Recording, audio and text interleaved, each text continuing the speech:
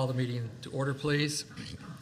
First up tonight is the Village of Riverside's public hearing for the proposed 2018 tax levy for both the Village of Riverside and the Riverside Public Library. Please call the roll.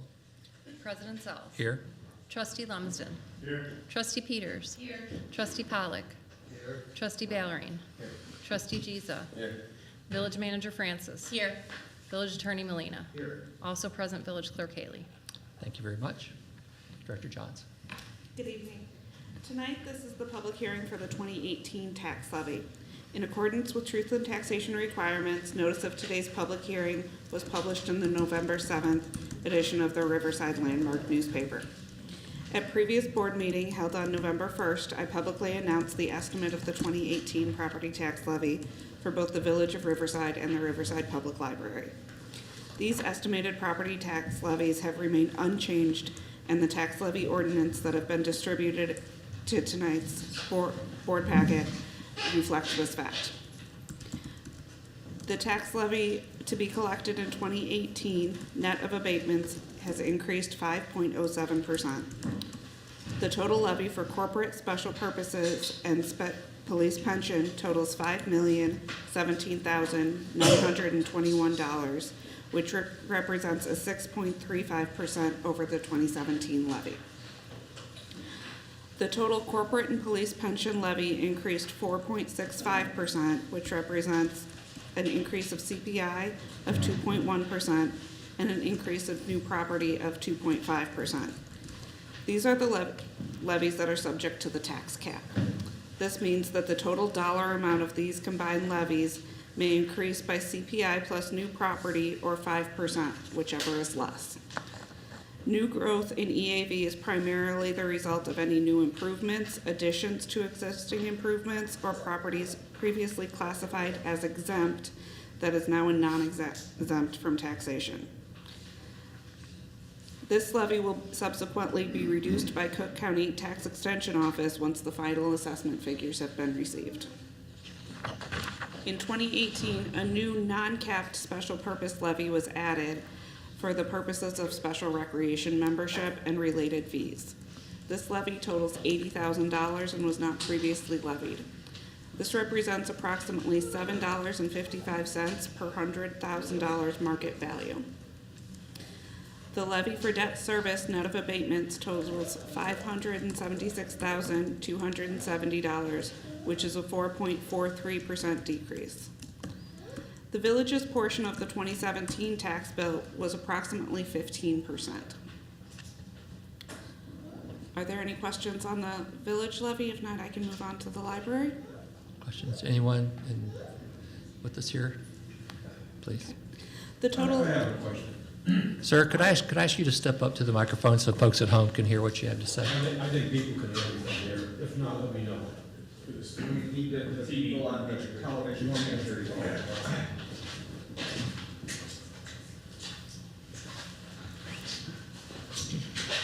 Hello, my name is Joe Perazzi. I live at 398 Addison Road. And I was made to understand that the maximum cap on revenue is 1.5% total. But what I'm hearing this evening is that you decide on what the cap should be on various individual expenses. So I'm just trying to understand, is there a cap, total cap, or you can regulate the cap as you wish? Attorney Morris, I'm sorry, Molina, you want to handle that? There are capped and uncapped funds under the law. And also in this particular year, a new fund is being levied, that's allowed to be levied, that was never levied before, and that's for special recreation that was discussed at the board. And so for that reason, the increase is more this year than it would ordinarily be. All right. I just want to know, basically, you know, taxes are important to especially seniors. And I noticed that the tax levy has basically been on an even keel. But with the status of the state financial problems, how is that impacting us? Would you like to ask that? With regard to property taxes? Well, taxes on individual homes. Taxes on individual homes are based on the entities that you see on your tax bill.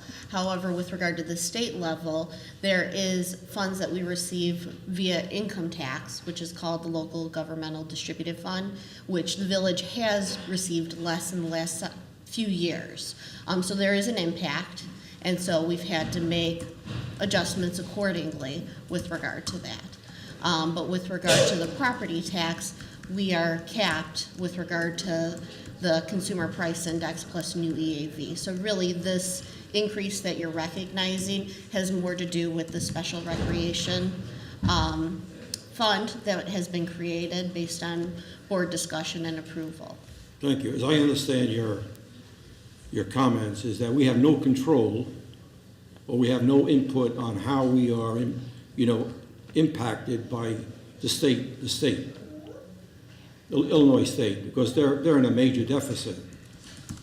So in other words, if they don't have money, you don't get money? Correct. And then you come back and ask us for money? Well, there are limitations to what we can levy as a community, and so therefore it's either an evaluation of service levels or making modification to fees, because we are capped for the most part with regard to the tax levy, because we're a non-home rule community. Well, is there any legal body here that intervenes and voices, their comments as to what's going on or not, or we just accept, whatever's passed on from the governor? Well, I can address that. I mean, we are a member of the West Central Municipal Conference. One of the things that you're really recognizing here, to go back to what the manager was saying, is this local government distributive fund.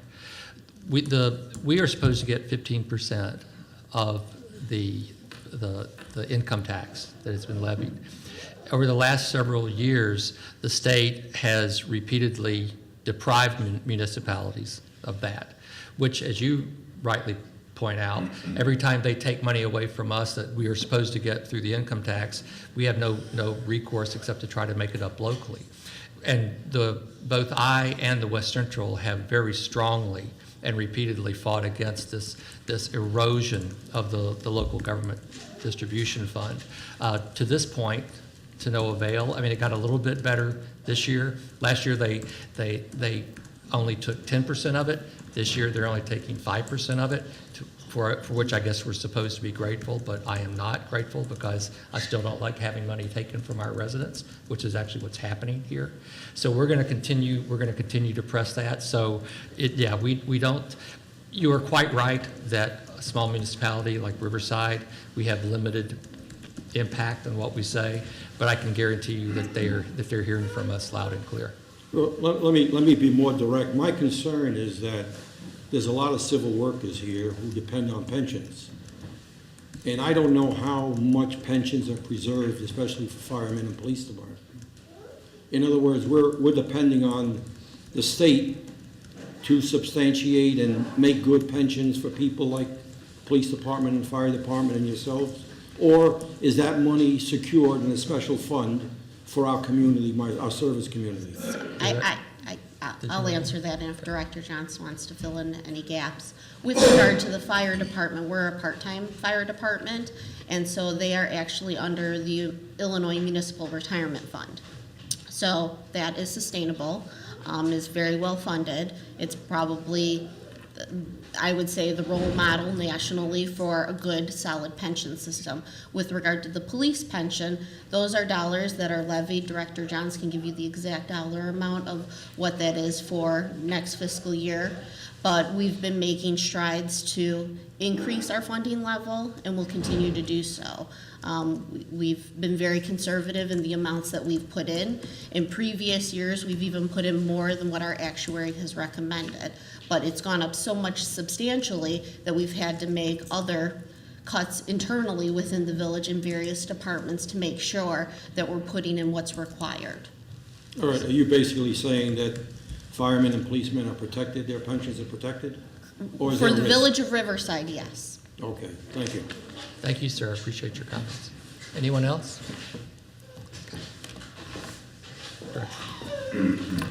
The total Riverside Public Library levy for 2018 is $1,126,272. This represents a 3.12% increase over last year, and the library portion of the 27 tax bill was approximately 3%. Are there any questions on either one of these? Any further questions? These ordinances will be presented for adoption at the December 6th board meeting, and will be filed with the county. Thank you. Can you do me one favor? I'm sorry, I should have asked this earlier.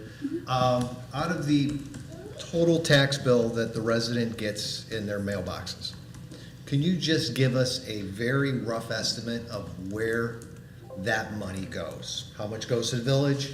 How much goes to the schools? How much goes to the townships? Just so people understand what this body is in charge of. The village gets approximately 15%. The library gets about 3%. I would say the township is similar to the library. The bulk of it does go to the schools, and then there are several smaller organizations that get a small piece of it. Hearing no further questions, I'd ask for a motion, second to adjourn. So moved. By Mr. Juson. Second. By Mr. Lumsden, please call the roll. Trustee Lumsden. Aye. Trustee Peters. Aye. Trustee Pollock. Aye. Trustee Valerie. Aye. Trustee Giza. Aye. Meeting is adjourned. I now call to order the Village of Riverside agenda for public hearing on the proposed budget for the fiscal year 2019. Please call the roll. President Sells. Here. Trustee Lumsden. Here. Trustee Peters. Here. Trustee Pollock. Here. Trustee Valerie. Here. Trustee Giza. Here. Village Manager Francis. Here. Village Attorney Molina. Here. Also present Village Clerk Haley. Thank you. Director Johnson. In accordance with state statute, the village published notice of today's public hearing in the November 7th edition of the Riverside Landmark. The process of developing the fiscal year 2019 budget spanned over several months and began for staff in June. The board was presented with a recommended fiscal year 2019 budget at the October 4th board meeting. The current 2019 budgeted revenues and transfers for all village funds total $18,357,303, and the budgeted expenditures and transfers out total $19,358,082. Also included in your board packet tonight is a schedule that illustrates this by fund.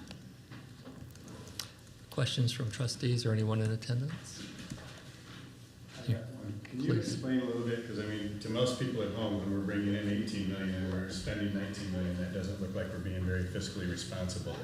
Can you explain that that has to do with some of the capital improvements that we're just, I think it's fair that everybody needs to understand that we're achieving a balanced budget, but there's some left over from capital funds. Correct. We are balanced in the general operating fund, and there are some capital projects in the water sewer fund which have a slight deficit in that budget going next year. Also, the capital projects fund, several of those projects are unfunded for next year. As those projects are presented to the board for approval, we will be recommending cash transfers based on cash availability at that time. Thank you. I have a question Yes, sir. regarding the sewer improvement program. My water bill has increased, and I'm not fighting with the increase, but I don't know how much money is involved and when is that additional increase gonna stop. In other words, basically, we're being told that we have a problem, we're gonna correct it with $30 or $40 more a month, or every 3 months. But no one is telling me, I think, anyway, I'm not sure, how long this is gonna progress and when it's gonna stop and what are the limits of it, and whether or not this is a conservative, expenditure, or is it still pending that it can increase? Because we never know what the unknowns are. So I don't know whether or not contingencies have been included or not, or what have you. Director Johnson. The $30 water sewer infrastructure fee was assessed this past year. It's a $30 fee on each of your bi-monthly water bills. That money, we have had an extensive sewer separation study done. Those fees are, for items in that study, including more sewer separation projects. The last sewer separation project in the first division, we were able to pay on a cash basis because of accumulated fund balances. The ability to pay that on a cash balance instead of issuing debt for it saves the homeowner in the long run. So it's projects like that in the sewer separation study that's online, as well as additional water main work. Okay, I'd still like to know, how long is this gonna go? 5 years, 10 years, 20 years, or what? Where's the end date? At this point, there is no, at this point, this has been intended to be a permanent addition to the. And you think that's fair to the publics, that you don't know when it's gonna end? Well, it depends on whether you want your water and sewer system to No, continue to I'm work. not, look, I'm not disputing the cost. I just know when is the end, that's all. I'm not against paying, by the way, but I think there's a point where you say, in 10 years, we'll be able to stop it, or. Well, I mean, sir, if we were to reach a point where we did not need the income in order, or revenue in order to accomplish the projects, then we wouldn't charge it. Yeah, no, look, there's a lot of intelligent people around here. In financing, people know when it starts and when it ends, and you're telling me you don't know. We have very old infrastructure in Riverside. I We're agree an with you. older community, I'm and not- so listen, as I'm not disputing that. So if I may, with regard to our planning, we do a 10-year capital improvement plan, and each year it changes as we assess certain systems within the village. So to tell you that it's going to go away would be disingenuous, because we don't know what other unknowns are out there. But it was a strategic plan for the village. Instead of incorporating that fee into your base rate and that compounding year after year, keeping it as a separate line item for infrastructure, so that your increase wouldn't continue to multiply based on those dollars that were needed for capital. And so it's a more prudent plan, because we know what we're gonna get on an annual basis, and it's also not penalizing you in the future with annual increases for when we purchase water from McCook, and we know we're gonna have an increase of X percentage. So it's strictly based on the water that's being purchased. So we're trying to be as equitable as possible while making sure we're ensuring the village's infrastructure long-term. So I know that doesn't give you the answer you're looking for, but we do a 10-year capital improvement plan, which the board discussed. We have basically a 6-month budget process where we talk about financial forecast, looking into the future, what changes do we need to be made as a community, and then also what our infrastructure needs, so that we're not just looking at the here and now, we're trying to be proactive and looking several years down the line. And it's a moving plan, it's a living, breathing, and it changes sometimes month to month, depending on what happens within the community. If we have several water main breaks, if we notice something's under capacity in a certain area, we have to make changes to make sure that we're providing residents the highest level of service we can. Let me ask you a different way. When anyone assesses costs, they get an engineering firm to make an assessment of what the liability is for the current situation. Did such a study been taken out by an engineering firm and gave you a cost assessment? We did the sewer separation study, which provided us a baseline for just the sewers. We haven't done a comprehensive study of the current infrastructure related to our water lines. So we know that the cost is only going to go up. We've only done one piece of the separation, and those were costs from 2014. So obviously, and when we did the sewer separation within the first division, there were a lot of things that we discovered once we started pulling things underground. So with regard to knowing the fixed dollar amount, I like fixed numbers too, unfortunately, because we're an older community and because some of our historic documents aren't as good as we would like them to be. We have to plan that this could be So you really a haven't fee done a that is- master plan assessment of the water situation, the sewer situation? Of the for sewers we have. The sewers we do. So what is that, and the $30 is mainly for that purpose? the It's for increase? water and sewer. So, well, water you can, we're buying water. So whatever the We're cost buying is. water, but what we're talking about is the distribution system Right. within the village. Right. So all of us pitch into a pot of money, $30 every other month. That goes into a pot, and then each year, we try and carve out a certain amount of the city's infrastructure that we can upgrade. And the challenge is that, again, I don't know if we're gaining or we're losing, because it's falling apart faster than we're fixing it, right? And that's the disappointing thing. I think that's what you're trying to get at. Well, yeah, well, That's what the makes thing it is that I'm challenging. frustrated is that, maybe you guys are frustrated too, is that we are fixing and we're charging, fixing and charging and fixing and charging, but there's no master plan as to knowing the total picture. That's, you know. Yeah, but that's not accurate. I mean, the sewer study that we had done is available online, and the sewer study lays out in quite detail what the planned improvements are over time. So that has been done for the sewer part of the village. We have not done a similar study with regard to the water distribution network. But it does Look, exist for I the sewer. sympathize with you, but not to know what the magnitude is or the extent of the problem is, I think, falls short of our duty. That's all. In other words, you're saying we're gonna Band-Aid it, and as we keep needing it, we'll keep Band-Aiding it, but when we run out of Band-Aids, we don't know. That's the impression I get, and I don't think No, that is right for a ruling body. I would disagree on that. I'm glad you do. Well, as the village board, I mean, and village staff, we do take strategic measures. Anytime we are doing any type of resurfacing, we're looking at our sewer mains, we're looking at our water lines to make sure that we don't need to do any repairs. And if we do, we get down there, we do our digging, so that we're not resurfacing over something that can be problematic with us in the future. Now, that wasn't necessarily the strategy several years ago, but I think we have made great strides to be a little bit more strategic in our capital improvements. Before, we only had a 5-year capital plan. We now have a 10-year. And as I said, it changes year after year, but we are being more proactive. We're trying to get better to make sure we can anticipate some of these expenses moving forward and have a game plan. No, I appreciate what you're saying. It's just that my background is engineering. And if I didn't know what the hell I was building, that'd be a problem. That's all. And of course, that applies to it. That's all. I think that somebody look at the global problems and say the global problem is likely to be this. And this is how we're going to handle it. And I don't need any more rebates from that.